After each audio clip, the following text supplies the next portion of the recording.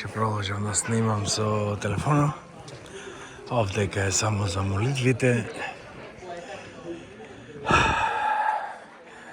Тука се мола, тие духовите некаде онаму позади живее, изгледа онаму некаде по кујчите. Кизне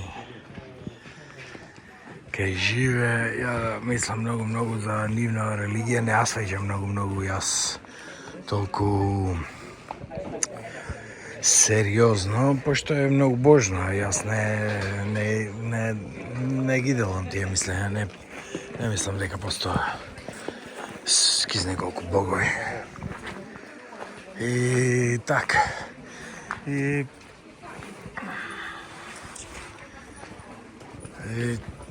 така, ова е инако интересно, сега тука бого на дрвата, бого на шумата, бого на не знам шо. Природата во ред, јас сама едно те исто, едно е се, ние така сме воспитани, мислам така ние сето е Бог е се. И така. Убаво инако, ова е сето, овој прагов не се цапа, се прескокнува, што гледате, сите никој не го цапа. Никој не го цапа, сите го прескокнува, не се цапа праго. И така. Еве од овие многу има вакви пагоди, како ги вика. Так. Интересен храм. Нормално црните се секаде околу. Тие се само една задолжителна декорација. И многу се спитомени од секојдневно многу туристи и му дава бисквити вамо таму и се спитомува. Овие и многу од нив, например, мали црнчина се родени овде. Разбираш, тие се што се вика веќе научени се луѓе. Мало црнче. Нема, цел живот е со она. Овие не знам што се велаш, има некој хартија одека. Не знам дали еве и овдека. Овие пагоди, како ги вика, не знам, сега да не тресам глупости, ама се некој нешто, има некој значање, сега нечам ни да фајчам. Али, тоа е тоа сега, е вака генерално. Така. Еве и одека сите. И може и ова да е едно од главните причини хартијата зашто е измислена, да бидам сериозен. Значи печати клавале, пишувале пораки, молитви, ово и хартија е исто направена од пилевина, така да нема, мислам, ја мислам дека и тоа може да е измислена од некои религиозни побуди, не само дека му требале на некој нешто да пишува или нешто така да И користеле за многу работи, ама сакам да кажам сепак, мислам дека и многу од записите се направени, на првите записи се на пред хартијата се на папирус. На папирусни влакна, ама сепак после во теко на годините хартијата се гледа како многу по-флексибилна. Тие е многу по-флексибилна од папирусот. Папирусот е сепак тврд, може да се ти шофер, ти кај си бе, ти црнче. И так. Има нешто, молитви одека на овие пагоди, не знам што се И така. На рогове нешто му плава. Шо ти ова на рогове? Шо ти ова? Не, природни се. Чекај бе да видам. Природно. Чекај бе, црпко. Тамане, природен. Рекол да не му има стружено некој нешто. Веројатно му ги има некој правано да не повреди нешто. Чај ти да видам, бе? И ти си она? Чај да видам. Сами ти пајџа, бе. Сами ти пајџа, ама после се она. Ти правиш ваков звук, бе? Ти звучиш вака? Цију? Цију? Ти си звучил. И так. Интересно, не. Така лошо да се види различни култури, макар и да не делиме нивни она што се вика верувања, нормално тие традиционално се си има како што си живе со она и многу е стара, ова е преку што се вика 2000, ма како, преку 3-4 години, она 2000 години пред Исус, овие што се вика шинтуизмо или така нешто, 1000 години да речеме таму во најмала рака будизмо е само 500 години пред Христос. Значи сепак е сите овие источни религии се пред христијанството. Ама не можам јас да го мислам така, вака убаво изгледа, убаво се овона, ама како верување дека нешто како догма овона, мислам дека не му држи вода, мислам се глупости. Јас овие не знам дали забележавте по шинтоистичкиве храмови, нема ништо внатре.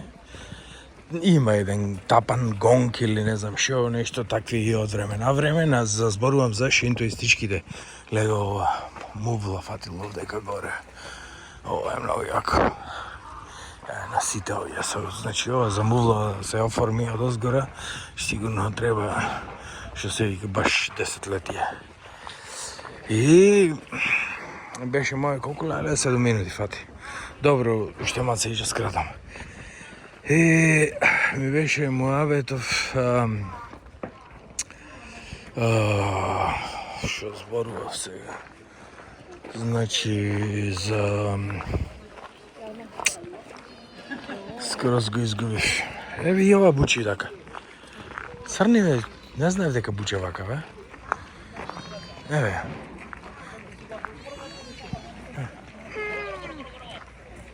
Ајде. Ајде. Ој.